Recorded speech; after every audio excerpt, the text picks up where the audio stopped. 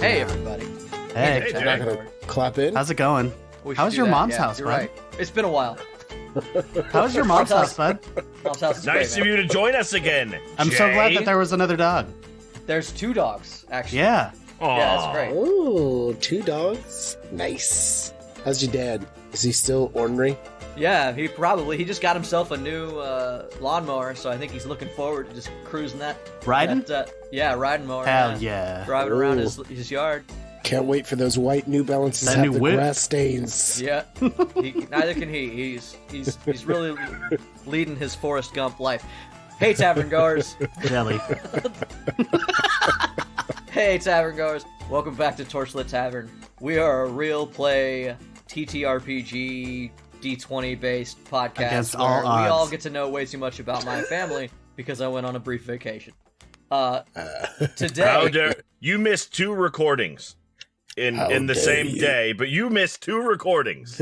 that's one recording. I was there for all of the goof reel, sir. I was in that. Thank you very You much. weren't in the intro, it doesn't count. Oh, I see. Fair. But I am here now. My name is Jameson Oxford. Today I will be your game master. The game of today, because we like to change it up, and today's tabletop game is going to be Snakes and Ladders, in honor of the fact that you might be attacked by both today. Snakes Wait, and ladders? we're going to be in a TLC match and no one told me? I mean, you were warned last session. I know that was months ago at this point. Behind the curtain. It's been a bit since we No recorded. one warned me about the ladders. They warned me about Well, the snakes. I myself prefer eels and escalators. Yeah, it's way more likely that 9 will be attacked by the ladders, but I will say that your chances are not Eels. 0. Never zero. I'd like to say that your chances are never 0. You're attacked by a ladder. Indeed. So- Yeah, so, like, So jot that down. definitely one side. You guys probably snakes, him probably ladders, but don't rest on your laurels. Either may happen to both of you. I'm rolling your first d6 to see if you guys land on chutes or ladders. So the first person who got snake, Jeff. I knew it. We've already been there. It feels Yeah. so familiar. I got snaked right in the face.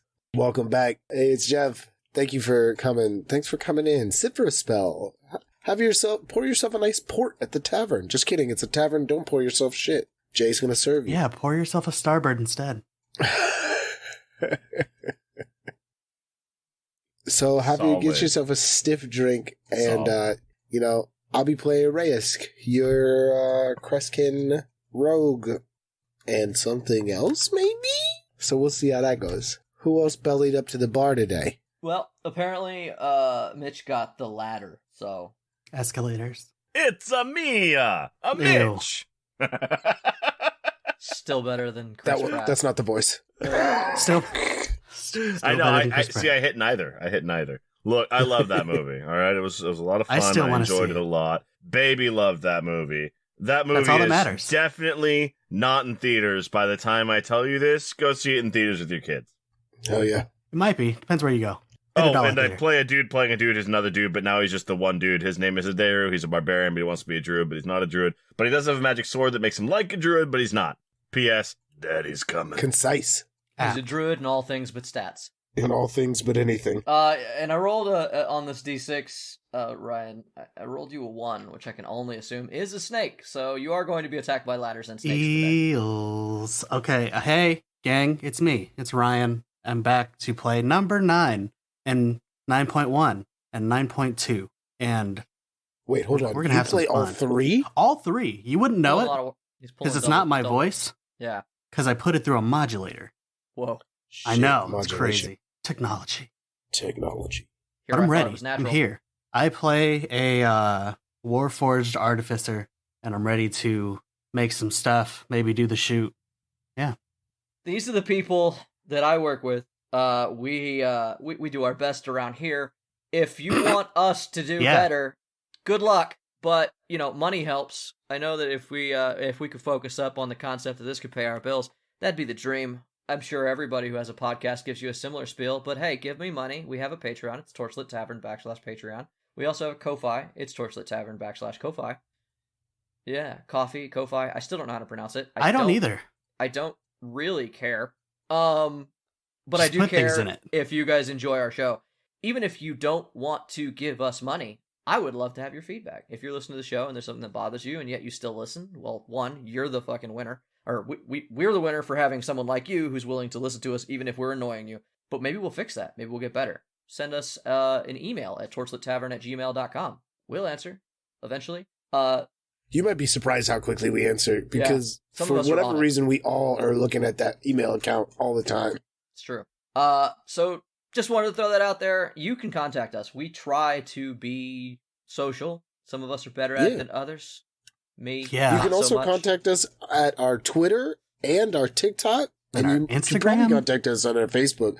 But, like, Some I don't of know us how to get quick hold of anybody us. will go back to on the Facebook. We know that social media is awful, and we brave all of it so that you don't have to do more than one to get hold of us. Whichever one you do suffer, that's where you can get hold of us. We're even on Facebook. We don't go on there as much anymore, but we are I still was there. muted.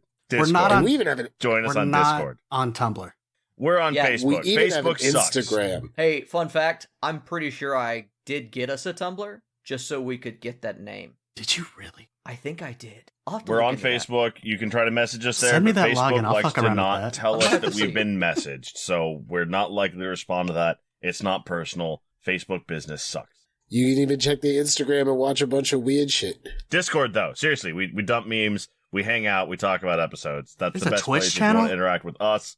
And Oh yeah. our Join other us on the fans. Twitch. You can see these beautiful faces in person. Well, through video. Sort of. We're supposed to sell this. Not anyway. That's it. I just want to try to throw that every now and then. We try not to do it all the time because I find it repetitive. But I hear And repetitive obnoxious. is supposed to be good for promotion, which we're bad at. Jeff, what else do we repeat every episode? Oh, every episode? I don't know. There's this one thing that we say. I think it goes, last time on Torchlit Tavern, Blackpowder. Blackpowder. Blackpowder. Black powder. Bang. Look, when you're loading a charge, especially a powder charge, especially an old-fashioned powder charge, it's incredibly difficult to determine exactly when the discharge will occur, which is why firing lines were dangerous, because sometimes you'd even have muskets not go off until after they had leveled their rifle back into the upright position or towards their own party, because when 75 guns go off next to you, you honestly don't know. Black powder. Black powder. Black powder. I'm going to use Nine's gun lance for the first time ever. I didn't think you were gonna bring explosives into the mix right off the bat. We didn't say it was a stealth mission. This That's is gonna be another 22. I'm down. You don't know what happens because everything goes dark for 9. I came here to get answers. And it appears that Carval is a handsome half-elven man in his early 30s. He is broad-shouldered, he has dark brown hair, and he greets you guys with an easy smile. I hope that I do not have a problem with you and yours, but Sarah told me Eric showed up, wounded, a few days ago. But yes, I am aware of the attack. I know that there are druids there, druids of the Circle. There were. Their bodies remain. I have someone I'd like you to meet later. He's a Crustkin. He's been with us for quite some time. Maybe he can convince you to stay. Where's the monster? We beat it, gal. It's all right. Okay. Is everyone okay? Yeah, everyone's okay. Finnboggy goes, yeah, I'm all right. And then he tries to step forward, and the floor underneath him just cracks, and he collapses right through it from all the damage from the ooze. And you are greeted with what appears to be an old, living quarters, and your guess would be a Fist of Newman stayed here. Interesting. And you also find a book. As you read the title, it just says The Journal of Mark of Cloverport. Okay. Is that supposed to mean anything to somebody? Because it doesn't mean Not shit to you! me. You don't remember a lot of your youth, but you remember Squiggle Line Yellow Blue. He's your cousin.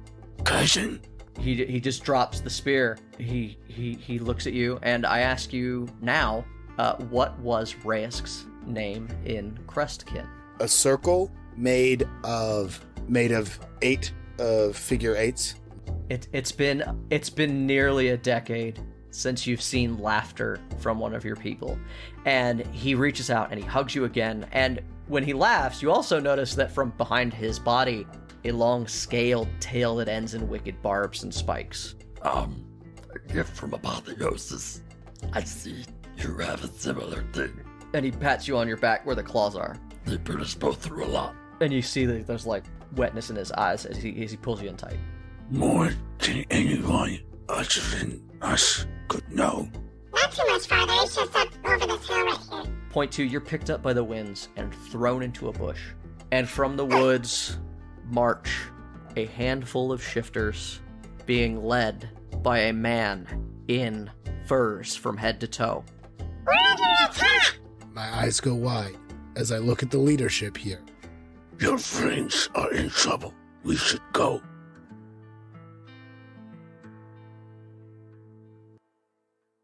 Hey, point 1, you got a phone call. Point 1? Yeah.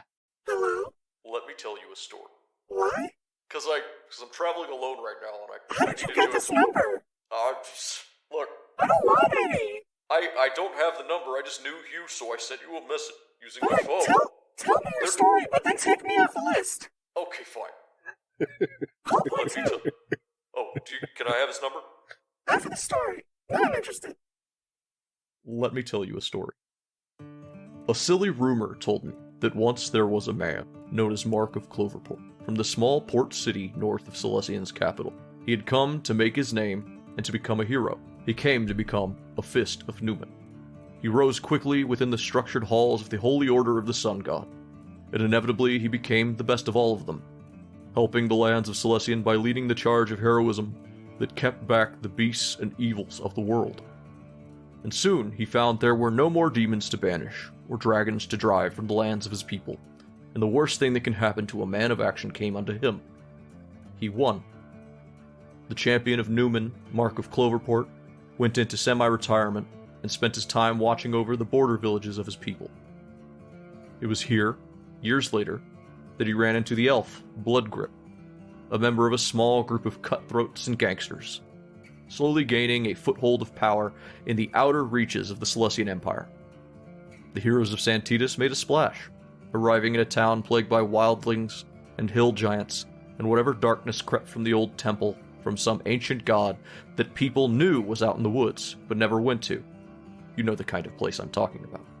And these heroes ran out the giants, and scared off the wildlings, and plumbed the depths of the temple, and brought back gold and safety to the ravaged and beleaguered people of Santos. The people loved them, and Mark of Cloverport showed up in town thinking to shake the hands of heroes, like he used to know in his glory days. But Mark was of a different time, a paladin of an older order, when the party lines of the universe were cut and dried, and men like him could smell the corruption upon those of ill intent.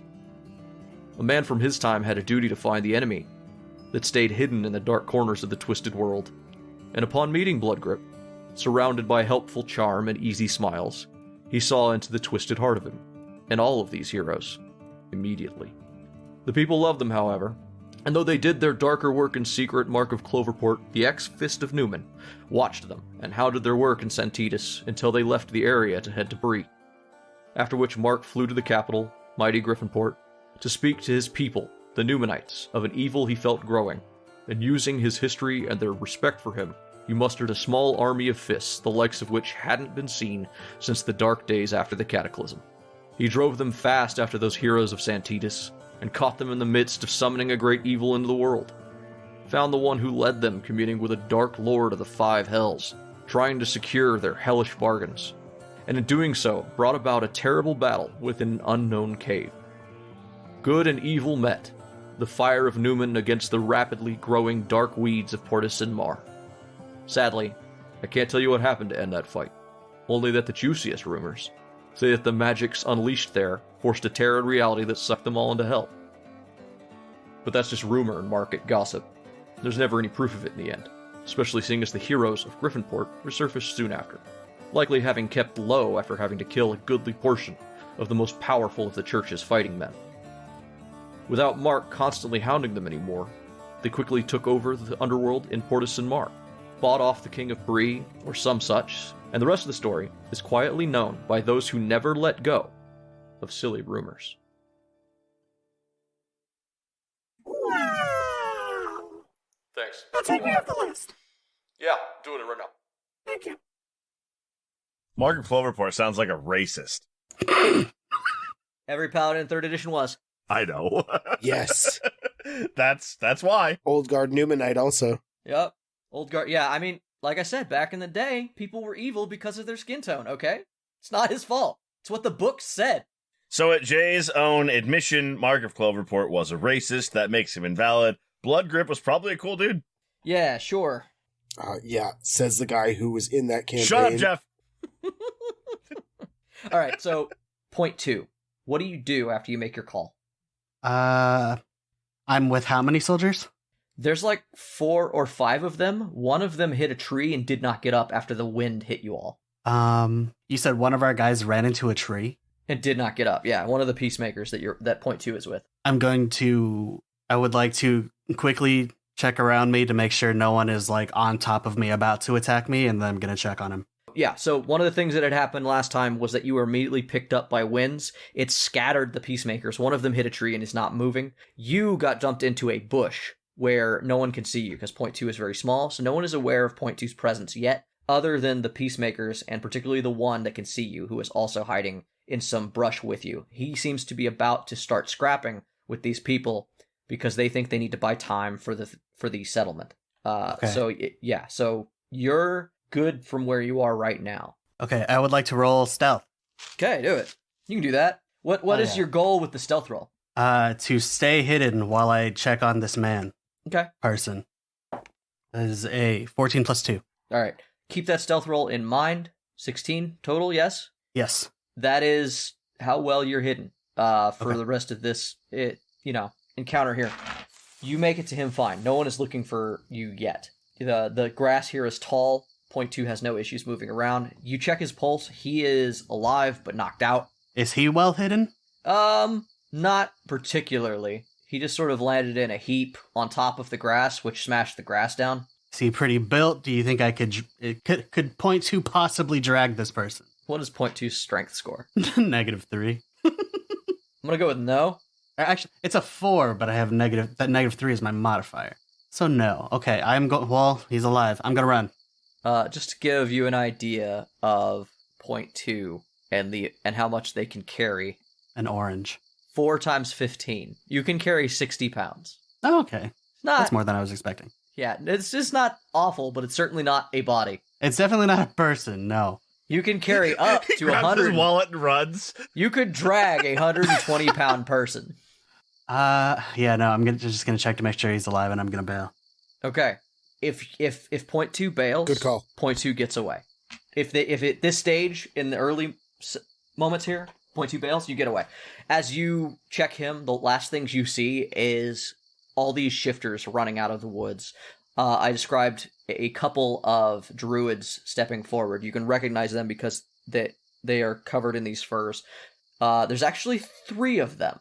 One of them appears to be a Goliath who is being talked to by the one who spoke at the end of last episode, who seems to be a half-elven person. He's covered in furs. The other one is just naked from the torso up and is a Goliath. And then finally there's one that looks more like a dwarf covered in mud. Like they just are caked in dried earth. And that's the glimpse you get as you run away and the shifters and the peacemakers meet in battle. Do I catch a glimpse of our main dog friend? Yes. Yeah, you do Okay. see Maynard. You see Maynard. You do not see the ones that Aderu has referred to as Caleth or Ashlyn. Okay. I'm going to say you see Maynard. I'm going to say you see Teddy. And I'm going to say you see the pangolin, because they're all alive, I believe. None of them died. Yeah. Pangolin. What do we name the pangolin again? Arthur. Arthur. Or Artie. Yeah, I love the shifters are named Maynard, Teddy, and Arthur. It's so fucking funny to me. So as Nine runs away, he just sees like shifters and druids popping out of the tall grass and murking people. Point 2 gets away back at the camp. You guys were just getting ready to like have this like awkward feast. Like I don't know if you guys have settled in yet. Sure, whatever you want to do. But they were getting ready to eat a feast, and they had invited you to it. Baytalk is like telling Reyesk, The food here is very good. Excited. but that was when the phone call came in, and the last thing that had happened was that you had said out loud to the people nearby, including Carval, Cakes? that we're under attack. Yeah.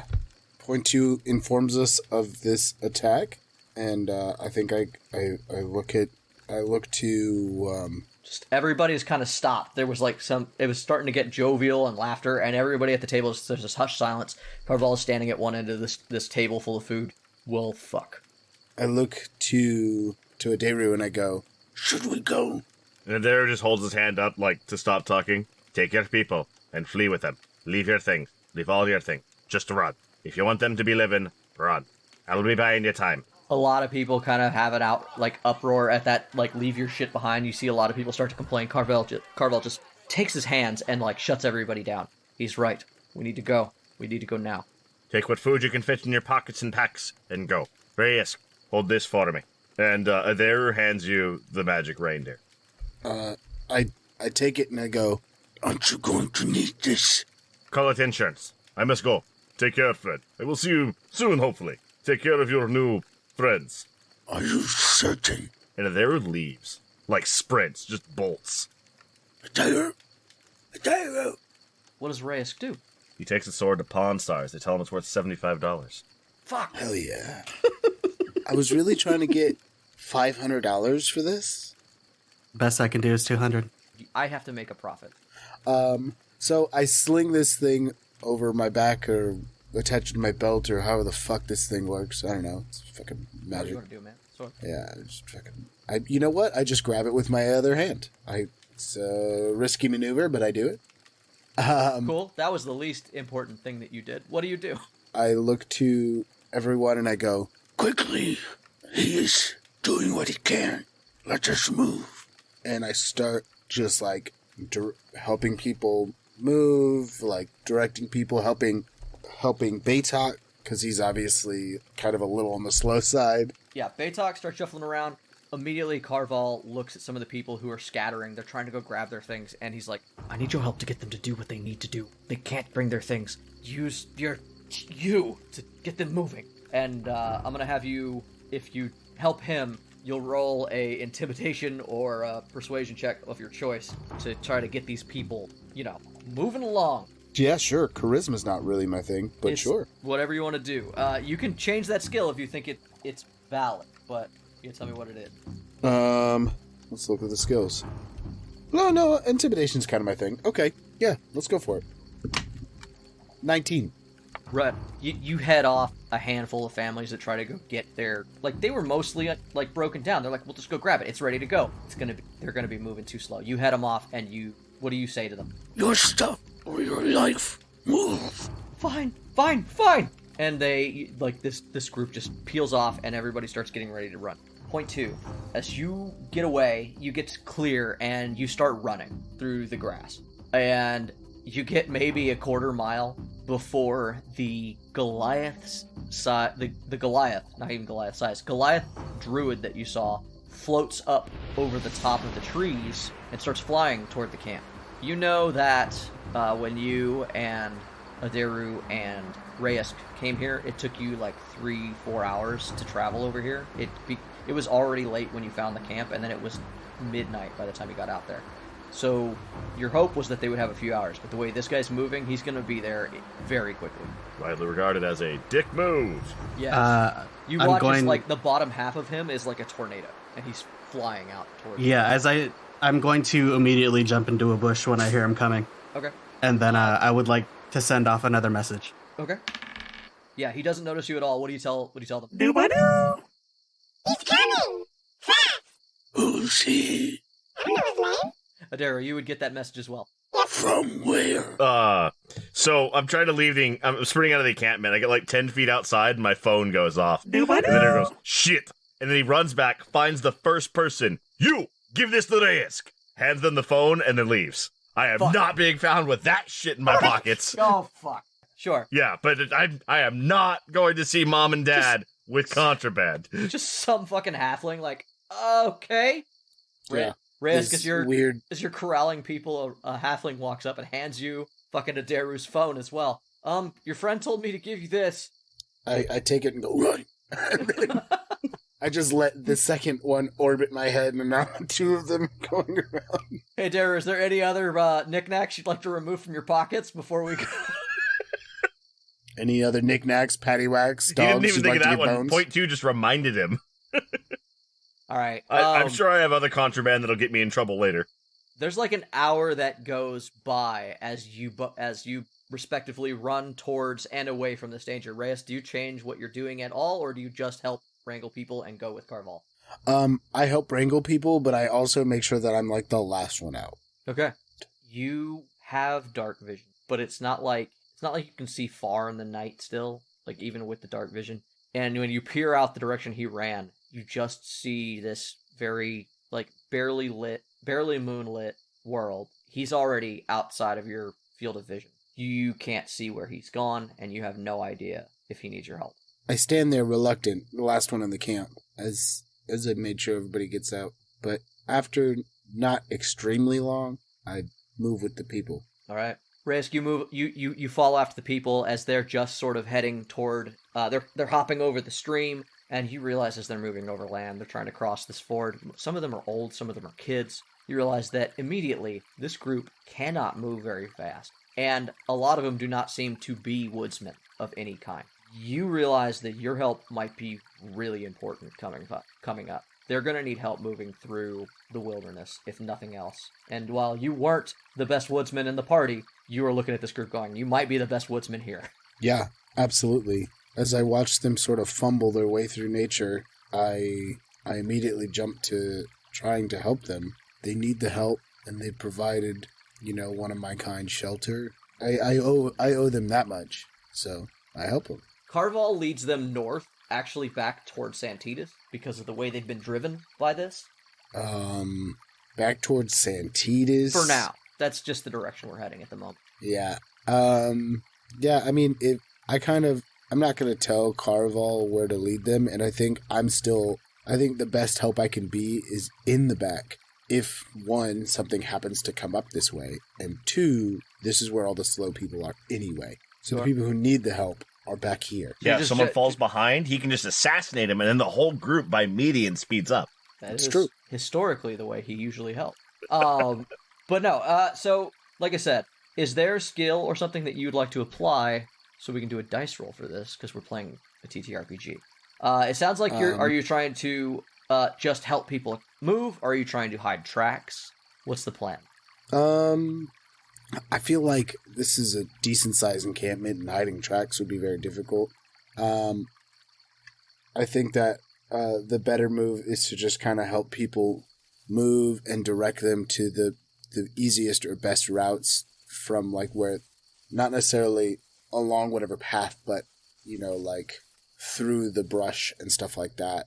Try to help people through things. And that feels like a survival role to me. Yeah, sure. Give me a survival. Let's make it with disadvantage, because there's just, like you said, so many to help. Okay, well, starting off strong with a 17, then we get an 11, so 11 plus 3, 14. Still not bad.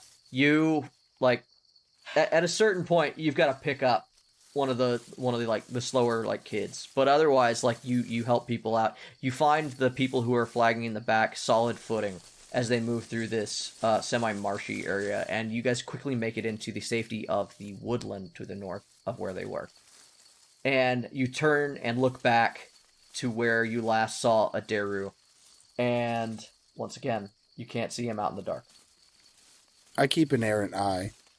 I'm waiting for the shoe to drop, because I'm either going to see Aderu come follow us, which is probably part of the reason that I'm not trying to get rid of all these tracks, or I'm going to see whatever he didn't finish find us. You notice as you gaze off into the plains, you notice like a faint glow coming from the scabbard of the sword. I look at the sword and I say, I hear you can talk. No answer comes. Probably requires attunement. I don't have the time. Aderu. About an hour running along the ground here, you see floating in the distance a druid that you roll a history check. Would you say that this is a pretty heavy impact for this roll? I think it always is when you roll. What's your position? Is that risky? That's a shit Standard. roll. That's what that is. Standard. Yeah, standard control. I rolled an 8, and I add my bonus. That's 7. Wow. You have never seen this person. Doing great. You are guessing this is a druid by its clothing and ability to fly using the very wind. Otherwise, you've never heard of a Goliath druid member of the circle, and you see him flying in your direction toward the camp. The very grass beneath him is just getting flattened from the gale force winds that erupt from below his feet as he is zooming off in your direction. All right, let me consult my options here. Make sure I make the best possible tactical decision. As he shakes the magic 8-ball. I don't have a flare gun. All right, so when he flies over, I'm just gonna throw a bag of caltrops into the tornado and just rustle his jimmies. Jesus, Fuck yeah. so rustled. I do 1d4 damage. You just Thoroughly get rustled. deleted instantly. Yeah, no. Well, in lack of a better option, I fall back to an old standby. Hello. You see it. He sort of pauses in midair, glances your way, and adjusts course slightly to head in your direction. And landing in front of you is a very dark gray-skinned, muscular, 7.5 foot tall Goliath dude. Gently lands, skips a little bit, and lands in front of you. Or, I need a voice for him.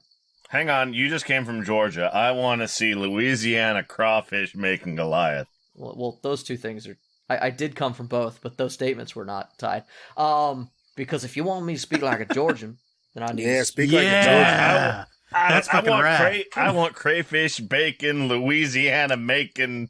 I haven't spoken with a Georgian Appalachian. accent since I was 7 years old, but Fuck yeah. let me see if I can put a little gravel in it, though. I haven't spoken like a Georgian for 7 years, since I was 7.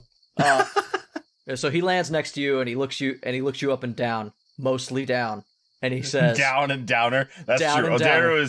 Aderu is short compared to a normal person, definitely in front of a Goliath. he's a standard size, but Goliaths are gigantic. Technically, they're medium. He looks you up and down, and he recognizes that you're a shifter, and then you see the gears click, and he's like, Are you the one we know as Aderu? Probably. Though I can't be saying I recognize you. You've not heard of Odinrot? Well, that's a bit shame. I'm Odinrot, druid of the circle. You here to try to kill me like all the other ones, or you be willing to listen to me talk? Well, maybe a little column A, a little column B, but column B comes first, don't it?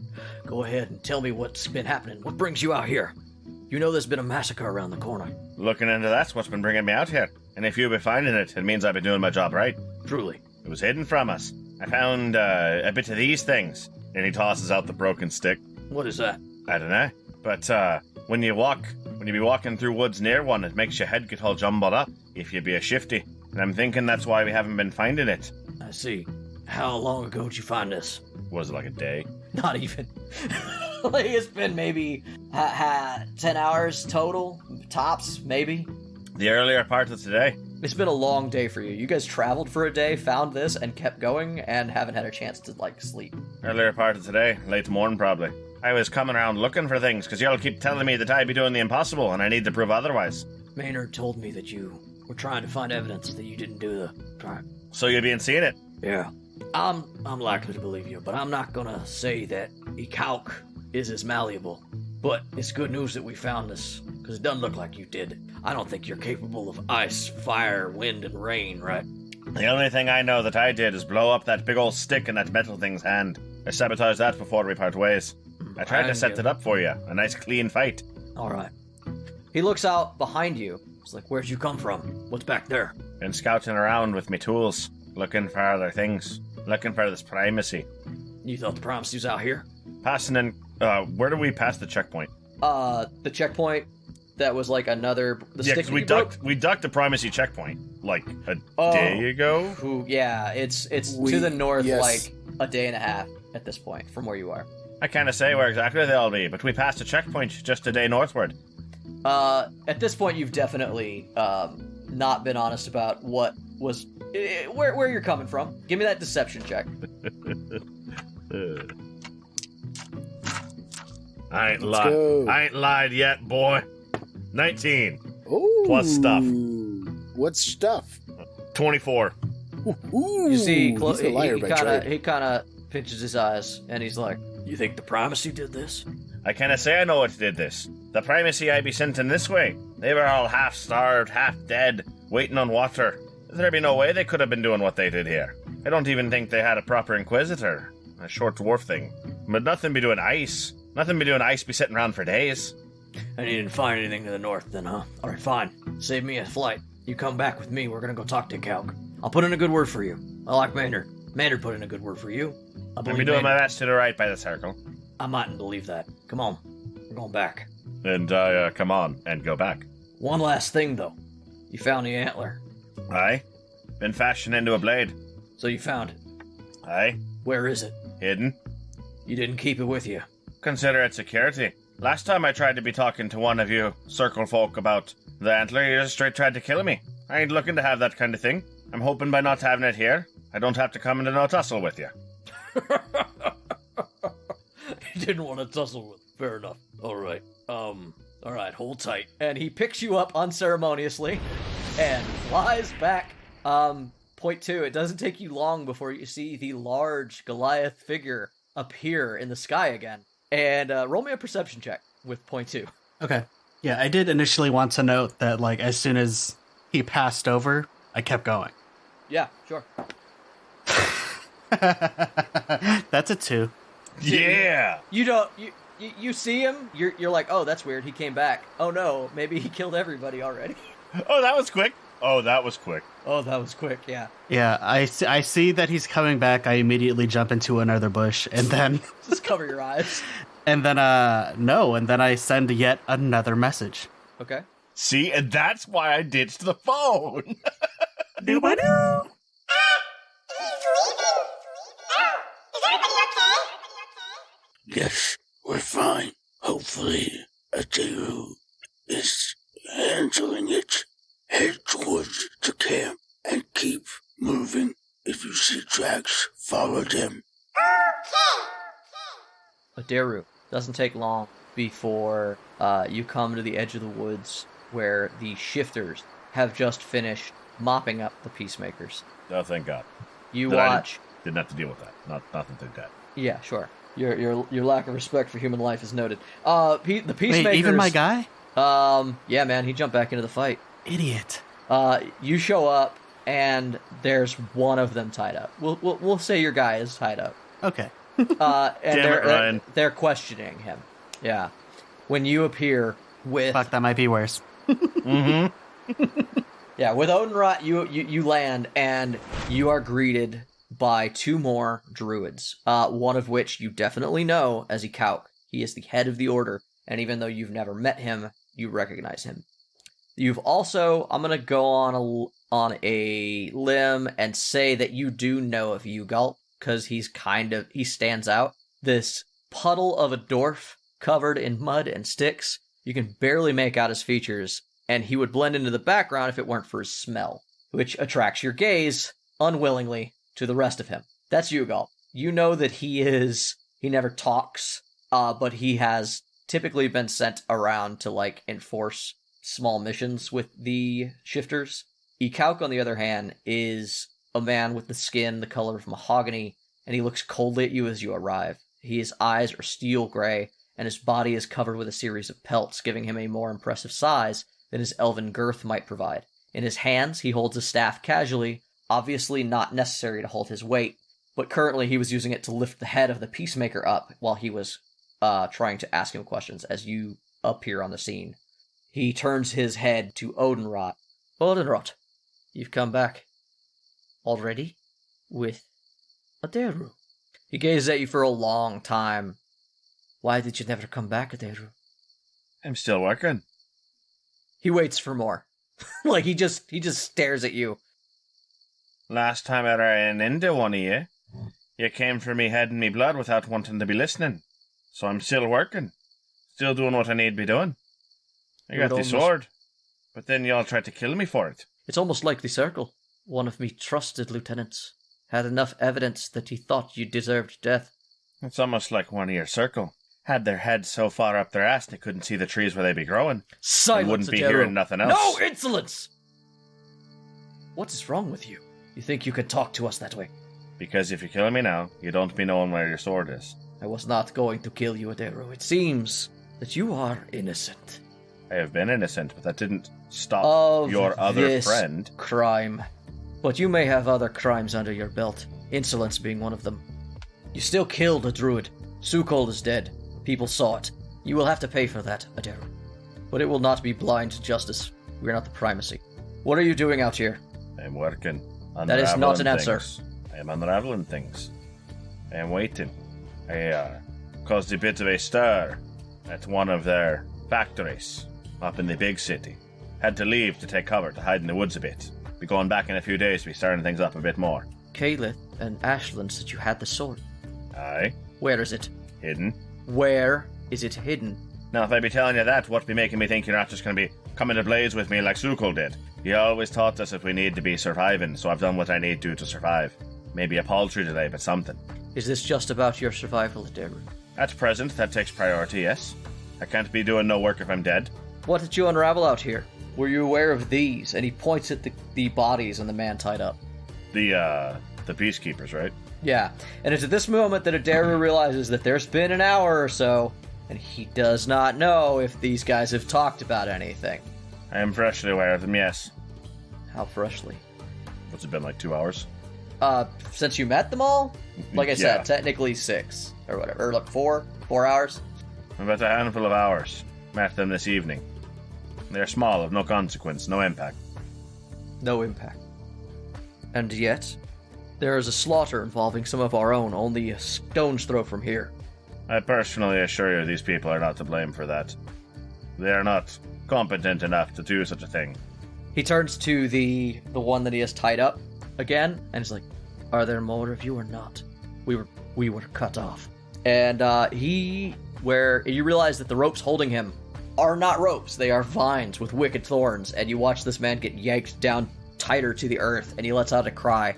And we're gonna go ahead and roll a couple dice for if this dude is going to cave to essentially torture. At first he doesn't say anything, and then he smiles a little bit and clenches his fist, and you watch as a whole section of the man's arm gets eviscerated by these thorns. And he starts to cry out. Aderu, I'm going to give you a moment because you realize that Ikauk isn't somebody who doesn't get answers when he wants them from someone, especially if he's willing to go to these extremes. Mm-hmm. Is there any way that you think Aderu would be able to stop this man from absolutely saying there's a village, because he's about to? I can absolutely make it worse. Because Ikauk rolled a nat 20 to cause pain. I can absolutely make this worse. Your call, man. I thought you'd be saying we wasn't like the primacy, but here we are, a group of druids in the woods, torturing some dumb buffoon, instead of simply following his tracks. Do you torture a deer to ask where the herd is as well? Or do you use your eyes and your nose? He stands See? up. I told you I can make it worse. Roll a, is that a persuasion? I guess it's a persuasion. It's a talk shit roll, I don't know. Yeah, I feel like persuasion is talking shit. You want an outcome from somebody.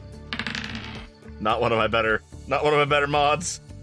That's a 13. He stands up straight, and he looks at you briefly. I would not ask the deer where the deer are, but I would throw fish into the river to catch more. And then he turns back to it and bends close to the man, and you hear the guy whimper and like they start to whisper to each other. And then he closes his eyes. He stands back up. And he looks at you and he says, "Are you sure you're telling me everything you know, Aderu?" Aye, I've answered every question he asked. There are more of them. I told you Then I just let's found about them. follow those tracks you mentioned. They go that way. To their tiny shithole. Roll to make the boss look bad. You're not. I don't think that makes the boss look bad. It gets you in trouble. That's fine. Because the point is to distract, right? Yeah. Their goal is to distract them and undermine them in front of the shifters. Because fuck these guys, they're dicks. You know what? Let's retake this because it's important to know what the goal is. I'm going to roll... You rolled a persuasion check against him. I'm going to go ahead and roll charisma saves for the shifters to see which of them gets affected by what you've done now. Yeah, you said you got a 13? Yeah. Okay. Because in Aderu's mind, this guy is acting exactly like a primacy inquisitor. Which is supposed to be what we're not cool with. Yeah. You watch as about, like, even though that interaction seemed like it didn't go well for you, and in the end he's gonna ignore what you're saying. You watch as, like, some of the shifters do change, like, they've been staring, like, dead at, like, you as he, like, chews you out, and they've been, like, looking at you like, oh, better him than me, except for when you make that comment about their behavior, and you see, like, Maynard, and you see Teddy, and you see the Pangolin Arthur. They all look back at Ikauk to see what his response is going to be. And they don't look like they're very happy with it. But then everybody starts to get moving, and you guys start heading toward the camp. And now we're going to switch over to 9. To be clear, I don't provide directions until I am asked. Sure.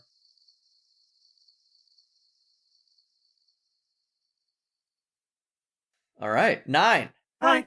You just found some treasure, found a cool little room. Point 1 got a phone call, listened to a story. Didn't tell you about it, though. That was for him only. All you heard was him tell them to take him off the call list. What's that about?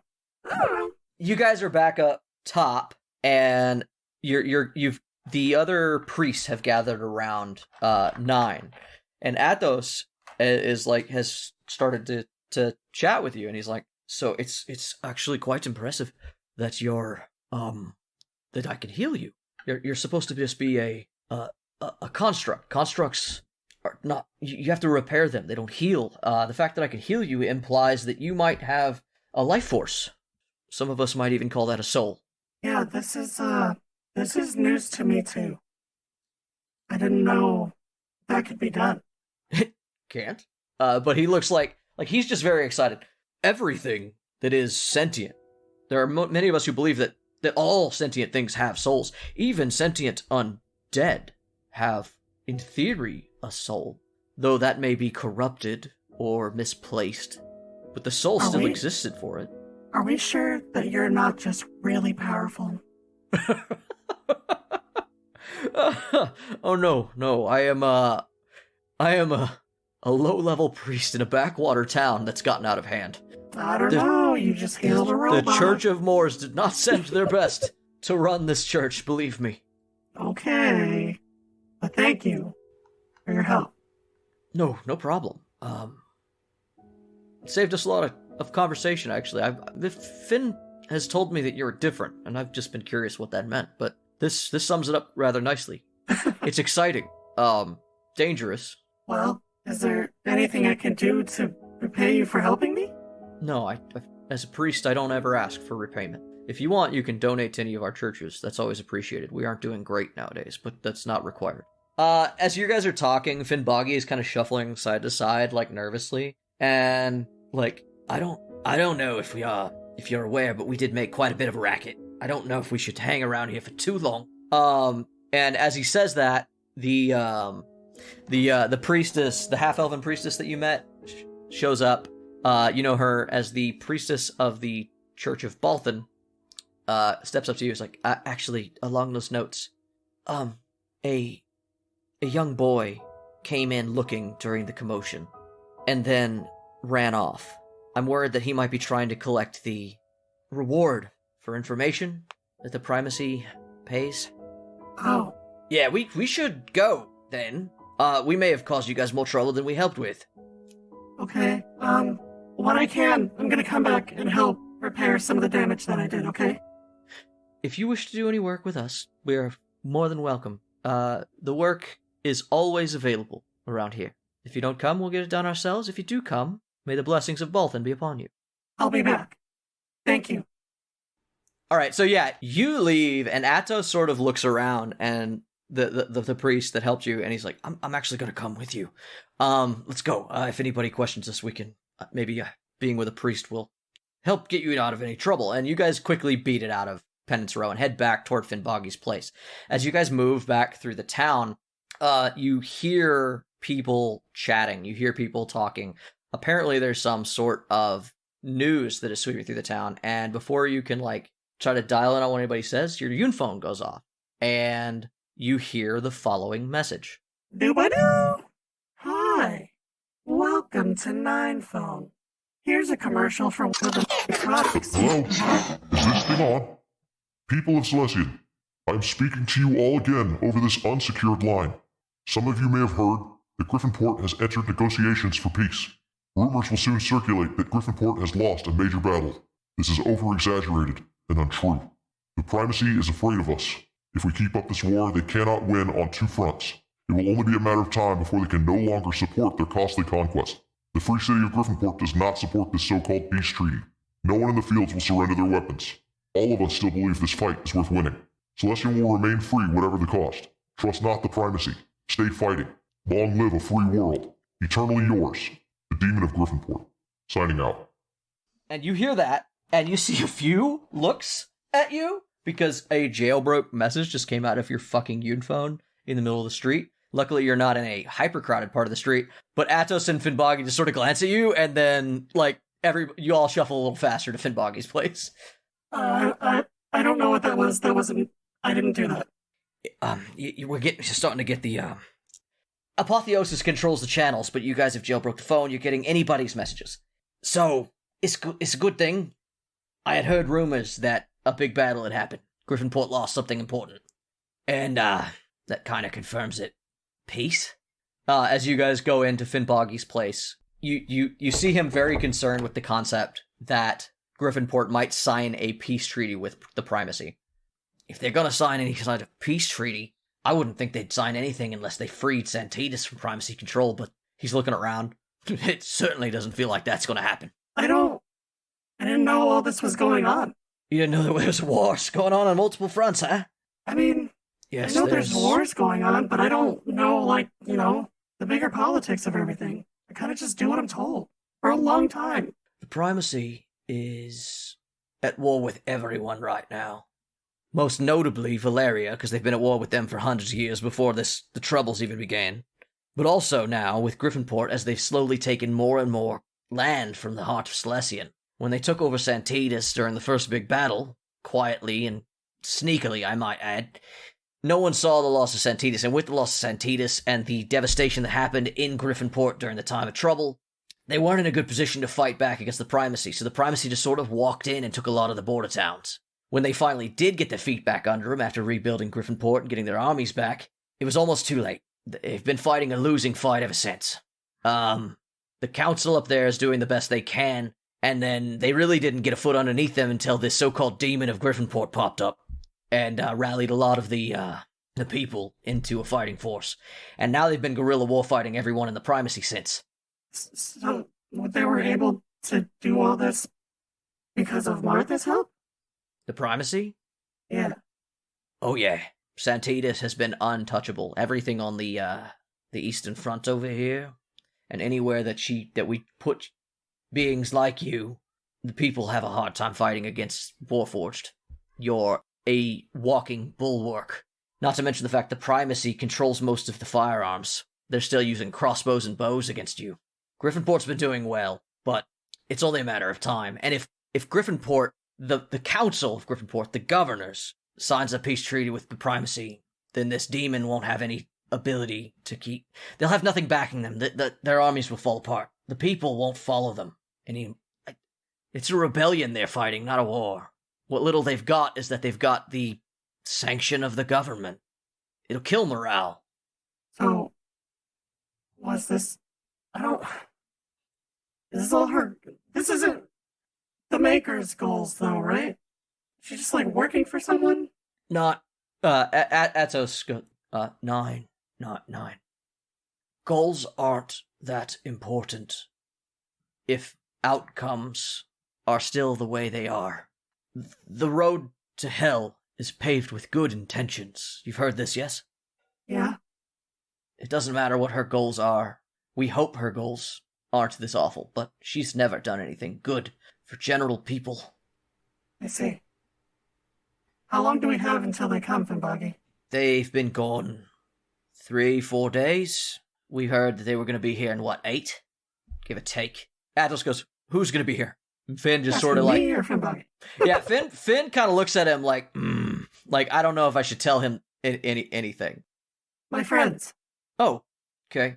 I guess I've walked into something private. Well, we can talk about things that aren't politics for a moment. Yeah, no, I appreciate your help, and I want to repay you, but also, it may not be safe for you to stay around us.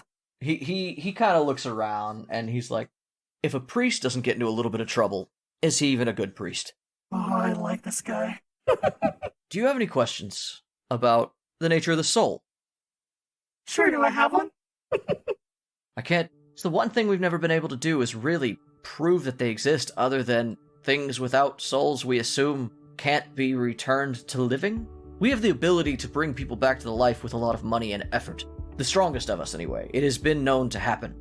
It's never worked with anything that does not have a soul, or whose soul is, we've called it untethered. When a creature of the material plane dies, their spirit is untethered from the material plane, now free to break the barrier that was placed upon our world. Their soul travels first into a gray plane, where it is processed, in my belief, by the god Moors. This process often means sending a soul to live with its deity or other form of heaven, whether that be to the realm of their deity or to a hell. Though a soul can, in theory, be sent anywhere, a soul is incorporeal, and its attachment to its previous life is the only thing keeping it from dispersing back into the creation energy that it was built from. What? Too technical? What is a soul? Priests believe that it is the most pure form of yourself, that the body is but a vessel at any time for the true thing that is you. And the thing that is you, if you possess a soul, is undestroyable. And souls are a thing that are reserved for, like, the living. So, like, well, you have a soul. A The body body has a soul. Yes. The Maker has a soul. Reyesk and them, but like animals? Yes. The Numenites do not believe as such, but yes, I believe that animals have souls. But not, like, constructs. Until today, I would have said no. But we learn something new every day. And in my experience, things without souls cannot be healed. I'm not sure if that's the reason that, skeletons, undead, mindless, created from bone, driven by necromantic raw magic. I can't heal them. To heal them is to harm them. They don't work that way. You'd think that, okay, maybe it's just the undead that can't be healed, and maybe it has nothing to do with the soul. Maybe the soul still exists somewhere, or is still attached, we hope not, with the undead. That would be horrible. And then constructs. There's no living being attached to them. They are mindless, for the most part. He points at you. And we can't heal them either. So that is just sort of the theory that we've had, is that things without souls cannot be healed. The true test, I suppose, would be, should you die, can we even bring you back? Well, hopefully we don't find out soon. Ryan, dig me. Uh-oh. Uh-oh. How are you going to do a fact about this? This is conjecture, sir. So all he has to do is call up a demon and offer to make a deal for his soul. This is not... If the demon says no deal, question answered. If the demon says Fuck deal, out of here. This you're is not a fucked. fact. But question He wants to answered. do a reverse warlock pact, if you will. This is getting cut out. Fuck off. I'm not even gonna give that a second ding. The demon shows up to Ryan and shows up to 9, gives 9 a soul, and then 9 gives him a thump gun that is similar to Eldritch Blast. It's a reverse warlock pact, if you will. Hell yeah. The old reverse warlock pack. I give you a soul, and you give me the ability to do D10 damage. Yeah, reincarnation is very fascinating. The priests of my order higher up the chain can sometimes bring somebody back if they're willing to, and, well, frankly, we can afford it. But what's more interesting is that there's rumors that the druids themselves could reincarnate as other creatures. But the person involved is still there, and that is one of the reasons why we believe soul houses the true essence of a person. So all I have to do is execute 9 in cold blood, then resurrect her, and we'll have our answer. Yes. Mitch's random fact. That one is true, technically. I see. Okay, well, we don't have a lot of time to keep talking about this, I don't think. We have to prepare, right, Fimbagi? Yeah, we gotta prepare. Athos, I appreciate that you want to talk, but 9's right. We should go. You should go. We are not safe to be around. Do me a favor, since you hear from the people more than me. Let me know if the train has arrived recently. Let me know when Martha's back in town. Yeah? Here, take this. I gave him a 9 phone. You just have another one? Yeah, I'll give him mine. I've got .1 right here. He looks at it. Okay, sure. If you're waiting for Martha to come in, I heard she came in back last night. What? Yes, the train came in early. Reyesk. Now, Reyesk goes on to live a normal life. It's all over for Reyesk. Yeah, we disappear into the woods. You become a Blue Dawn member. Magic Reindeer wakes back up in a couple days and goes, "What the shit?" You get Zen. Yeah, Magic Reindeer joins Reyesk on his lack of adventures. Whole story changes. Reyesk, You guys... fully imbibes the crab. Yeah. You're traveling into the woods, and you're heading north. And eventually, Carval kind of drops back to where you're at. Hey there. Hello. Hello there. Hello. Yes, he does look like a young Ewan McGregor. Fuck yeah. So hot as fuck. Hot as fuck. And I look probably as close to Fantasy Grievous as you might get. So let's go. He's like, thank you for helping us get out of there. I don't think we're out of the woods yet. And he looks around like, pun not intended. But I furrow my brow at that. Yes, we are still potentially in danger. Yes. I'm taking them north, close to Santos, because the south isn't safer. Everything south and west is absolute shifter territory. The circle controls so much of that, but I can't take them too far north. Eventually we're going to run out of space to run. Do you have any ideas of what we could do? In theory, a town is the safest place, but we'd have to pretend to not be who we are, and it's only a matter of time before we would get found out in Primacy lands. But high walls are our friend. Do you think you could get us into Santos safely? You worked for Primacy, right? I can try to get you in where I came out, over the fence in the poor district. He looks at, like, the traveling, like 100 people traveling through these woods. I don't know if that will work for everyone. Just take him over the garden wall. I don't think you can get through the gate without papers. Do you all have papers? None. They would be out of date. The only other thing I can think of is I was told that Griffinport is still out of Primacy control. Based on some of the rumors I've heard, there is a lot happening there, but at least you wouldn't be under as much danger. He shakes his head. A lot of my people are from Griffinport lands. They came here to avoid the war going on in the area. We seek peace here. You want us to head back into the battlefield. I look at him sternly, straight in his eyes, and I go, there is no safety here.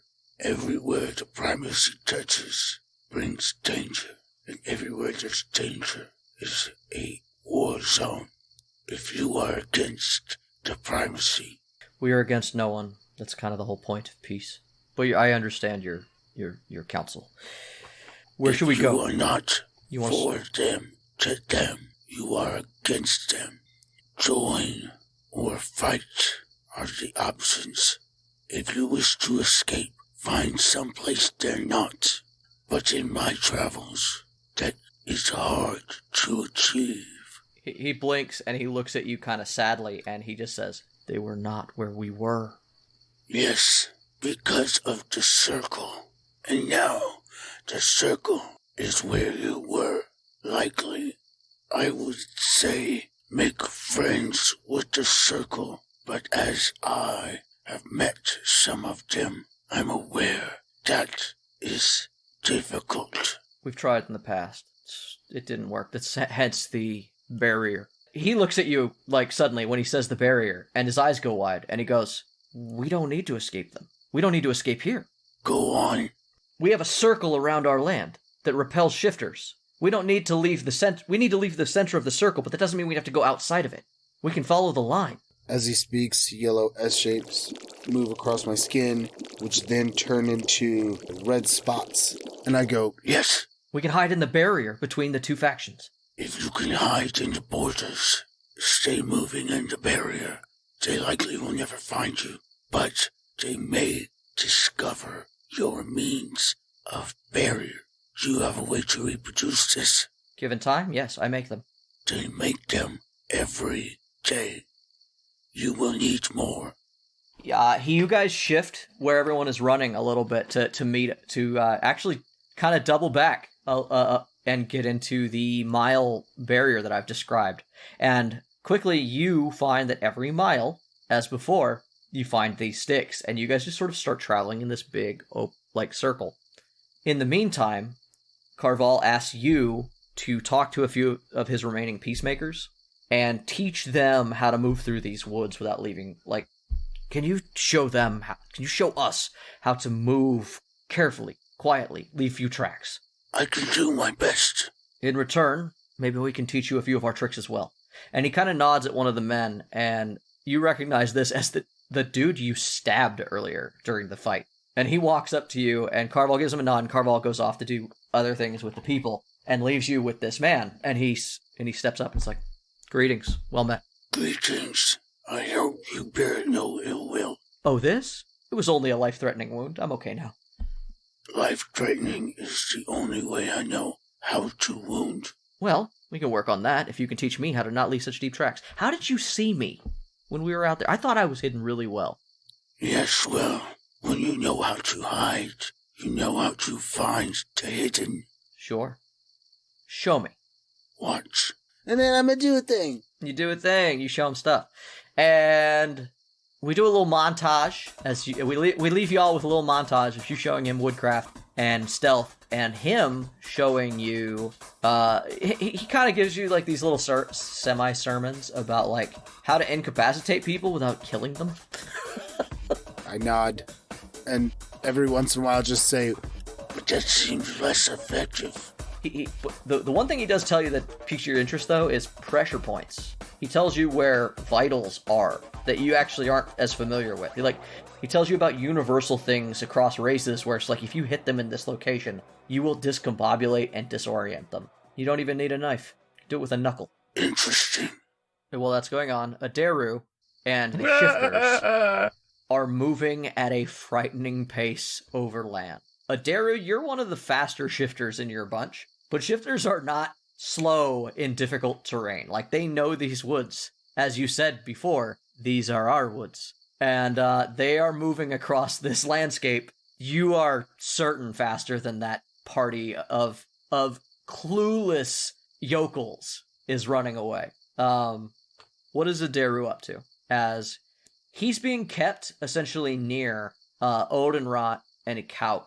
Odenrod is carrying the peacemaker, like, over his shoulder, like a bundle of sticks, as everybody is running. So who's leading? Like, who's tracking, or what? How are we following them? I'm gonna say that there's no tracking yet. There were no tracks other than your own, and you were picked up and flown by Odenrod. So at this point, you're just sort of heading out into the plains.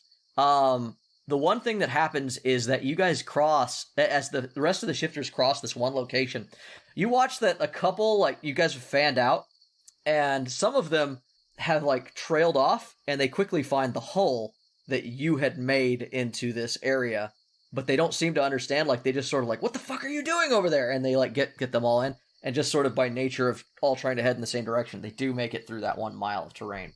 But otherwise, there's nothing to track yet. They're just heading that way. Okay. There's your tracks. Yours and Reyes, I suppose. That's true. There's yours and Reyesk's tracks. That's a problem. I'm putting the dick boss on blast. I'm going to let him work this out. Like, I'm not saying anything. I'm just going to let him work it out. So Aderu just follows quietly until... Okay. I'm going to say that there are 4 shifters in particular who are good at tracking, along with... I'm going to say Ugulp, the dwarf. And you get a little nervous at one point because they find tracks. They find your tracks. They find your Reyesk and Point 2's tracks. And you see that he points out your footprints, and he's like, I found tracks. They're shifter tracks. And then, like, as you see that, you note that you're standing right on where Reyesk and Point 2 were, because they were traveling, like, literally together, right? We said that before. And you just sort of scuff them with your foot quietly, because they rolled a 5 for their tracking. They only find your tracks. Yes, you found me tracks. Well done, then. Though in fairness, I wasn't really hiding them. So they are yours. If we follow them, what will we find? I only have one path of tracks, right? Yeah. This was from when we went to the town. It's not This like is the first because we walked time around yeah. a shit ton. Yeah. Well, if memory serves, this is the tracks that led to where I found their little shithovel. You save us a lot of time if you took us there. But your brilliant interrogation, surely that told you everything you need to know. Or did your Inquisitor's brutality yield nothing? Odenrot puts his hand on your shoulder, almost tenderly. I know that you've been through a lot, but if you speak to the High Druid like this, there's no crime that you could be exonerated of that will protect you from his anger. You need to dial it back.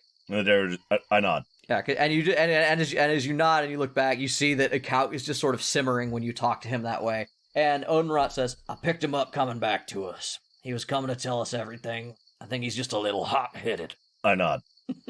Will you show us where the village is? Of course. Come on, lead the way. And the arrow just goes that way. Not particularly quickly. He just walks in that direction. you guys come across the scattered feast, the left behind collapsed teepees and stuff. And Ikauk looks at you all, or looks at you. It seems that they knew we were coming, Aderu, that you warned them. I told you I was here. They knew I was here. And yet they don't want shifters here. Well, no. How'd you get away? With my feet, I walked. Well, ran a bit most of it, to be fair. Then how'd they know to leave? Did they see you? Yes. In that field a wee bit back, I engaged with their peacekeepers. That one be included. They found me, I found them. I thought I had the element of surprise, I didn't. They knew I was here. They knew I was leaving. Where did they go? And he kind of, he's saying it to the peacemaker. And he's just shaking his head. I don't know. I don't know where anybody went. They knew they needed to leave. They must have left. It won't be hard to follow. Find the tracks. Aderu drops balls. What do you do? Aderu finds pearls and then clutches them. Okay. He shifts and then tracks. Okay. It's survival, right? Yeah. What's your goal? Fuck, I suck. Well, my goal was to roll more than a 10 out of 2 dice, but that didn't fucking happen. So with a 16, Aderu tracks and looks for the direction that they went. 16 is more than enough for Aderu to find the tracks. If you point them out, you guys are back on the trail. It's a whole bunch of people that went running, and Reyesk so basically, did not try to hide it. While Ikauk is fucking around with the captive again, Aderu does the druid thing and just gets the answer. The druid way. The shifter way. Okay. And he doesn't give the answer, but he makes it clear that he's tracking. And then he just joins the group. Maynard rolls up to you as you're heading back. Which way? Which way do we go? We defer to the judgment of the circle, of course. Do we? He looks at you, like we meaning you. A question I ask myself a lot there, friend. Their actions not always be aligning with their goals. Like this, the primacy stands strong and proud, and we chase these wretched peasants through the woods as they scurry away from us like roaches. Is this our grand feat of power? To chase some old and some young and some weak through the woods? I cannot say. They slaughtered our people. They slaughtered our druids. Not these ones, no. I nearly slaughtered 5 of them myself in a miscommunication. But they would know who. How many did you lose when you fought the ones you found before? Did you lose anyone? A couple. That man there. Well, they were alive. They didn't hurt anyone. That man there over his shoulder. That's their leader. That's their strongest fighter. They're pathetic. They're not a threat. They hide. They cower like babes. Who killed the circle? I can't say. I was working to find that out when y'all showed up and started stirring things up in the mud. I need to buy myself time to get back to them because they may be having answers I ain't gotten yet. But if we go up and kill them all, then we be having nothing. I be out here looking for answers, but the circle out here be looking for naught but blood. Aderu, what did you find? I found tracks. Lead. Why? Why do we waste our time with these? You have on your shoulder there their most capable fighting man. And this one thrown over Oldenrat's shoulder? Is it the one who killed my brethren? I told you before, no, not these folk. Then where is the one? I dunna know yet. I am still working on that. Then lead. What are you trying to do?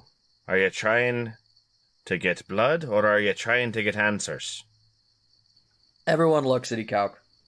He looks at everybody as they're all looking at him. And he finally says, Aderu, your counsel is wise. Oldenrat, lead the war party. See if we can find these people so we can get our answers. Blood may be necessary, but answers first. In the meantime, Aderu, you will come with me and we will discuss a plan. I can tell you where they've went, but I am concerned that we are not looking for the right things. I will join you. No, you are probably right. There's no finer warrior than the one we caught. The pack will be fine without you and I. Let's go get on the same page. Of course. Roll insight, Aderu. I think I still have advantage on that. Yeah, you do. You're shifted. Now I can fuck this up with 2 dice. Like a boss. Hang on, where's insight? Oh, yeah, add stuff at least. That's cool. Alright, we're going to use Honky Chonker. Well, I add 3 to my 8. But hey, at least I don't have to use my 4. It seems to you that he's calmed down a little bit, but he's still very cold and stony. He says, "Come, we'll discuss." He starts walking over to like a small tree that's growing by the stream. No, we're not streaming. We're recording. No, we're both. This is the guy that I've been dicking on, right? Yeah. Goodbye, cruel world. It's been a pleasure. Bye, Aderu. Can't wait to see your next character. I would like to mention, that Point 2 is still wandering around out there. Yeah, Point 2's somewhere. Yeah, doing something. Point 2. I'm gonna say that Point 2 with your lead, man. Let's give Aderu this lifeline. Point 2. You are hidden literally near this tree, and you see these two walking up. You've watched the party roll up and start searching the town or the camp, and Point 2, you're hiding behind a rock near the stream by this tree when you see Ikauk and Aderu walking your way. I'm going to follow slowly behind and watch. Am I still at a 16 stealth? Or you want me to roll again? No, I think a 16 is fine. Like, we can stick with the fact that you've been doing the same thing the whole time. Nothing's changed. Ikauk rolls up to this tree, and you see him turn to Aderu. Aderu. Why are you trying to undermine me? Because I be spending a long time with these primacy folk, long enough to be spending lots of time round their inquisitors, which hands down, claws out, no doubt, the most evil among them. And I be seeing a lot of the way they act and what you be doing here, and I worry that you're clouded against your better goals. These words strike my very heart, Aderu. If I am clouded, then so are you. You've spent much time amongst these civilized people, these inquisitors you speak. And if we are both clouded, we will leave Odinrot, who has always shown great wisdom going forward, to lead this. You, I think it is time to take you back to the other druids, and finally hold to trial. We will have you tell us what you know. You will inform us the things that we have missed, and see if we can forgive you for the murder of Sukul. It seems things have been far worse than we thought. Actions have been taken and actions have been done, but I have things that I need be doing. So I encourage you either let me do those things in 3 days' time. Do you really think it's more important than your continued standing with your brethren? Aye. Some things cannot wait, Aderu, and if they get resolved quickly, then we can put you back on your path with far more power and backing than you've had. Come. And he casts a spell on the tree, and you recognize something that you've seen once when a druid rolled into camp and took one of the shifters away. This is tree stride. This is tree teleport. Oh, fuck. He's going to take you to the grove. I am not saying not to come with you, but in 3 days' time, I am planning to strike at the very heart of the primacy. I have information and usurpers and allies that will allow me to deal a blow to their leadership, directly to their leadership, to kill some of those in charge. If your stories hold true, then I will back this. But first you must face the trial seasons. Come. May I pass phrase to Odinrot before we depart? What is it you wish to tell Odinrot? I have an asset that is with these villagers, if you would call them so much. I would like my asset protected, if not else. Quickly. Thank you. I shall return in brief. And Aderu just, jogs over to Odinrot. Point 2, you hear all of that. What do you tell Odinrot? Odinrot, you're being left in charge. Oh, yes, I figured that much. These people you pursue, they are no friend of the primacy. They are an untapped ally that we could use to lash out against them. They hid a slaughter, Aderu. They hid themselves near a slaughter. He nods. He closes his eyes and gives you a solemn nod. No, he gets it. But he... I am not telling you. I cannot tell you how to proceed, but I have request. Among them, there's a strange and queer creature. Some sort of standing fish with arms like that of a crayfish. If nothing else, let that one remain. It is an asset of mine, key to my plans to strike at the heart of the primacy in 3 days' time. You've met a Chris kitten? I travel with one, yes. I have positioned it against the primacy. He is to help me when we strike at their heart. I'll keep an eye out. I'll keep you up on a short leash. Thank you. Get out of here. You're in trouble. Go talk yourself out of it. You seem good at that. Of or course. not. Actually, you seem horrible at it. I wish you the best, kid. As do I. Aderu. I think... Fuck. While Aderu is gone talking to Odinrot, Wait, what was your stealth roll? 16. 16? Oh, I straight up just see you. I have a passive 16 right now. Oh, yeah, fuck. I kind of, I think you noticed him like poke his head up over the rock at one point. You know, point two's around. Ikauk has his like brow furrowed and his eyes closed. It looks like the act of keeping the spell. He was hoping that we'd just walk through the portal, but now we've taken a moment, and he's like trying to hold on to it, so he's very distracted. Is he like? I assume he's like watching Aderu and them, though, right? Yeah, half-heartedly. He doesn't expect Aderu to run, or he doesn't think Aderu would get far if he did. He'd get that like 12-foot head start, and that'd be about it. But he's distracted. He's not looking at the portal. The point being, he's distracted. Yes. I'm going in. Perfect. That's it. Aderu follows. Let's go with him. Aderu comes back, and Ikauk turns his head away from the portal to look at you, and that's when fucking point two makes his move, and sneaks in, and you guys go through the portal to go speak to the druids in the heart of Silveria. It's time to go meet the rest of the Broken Circle.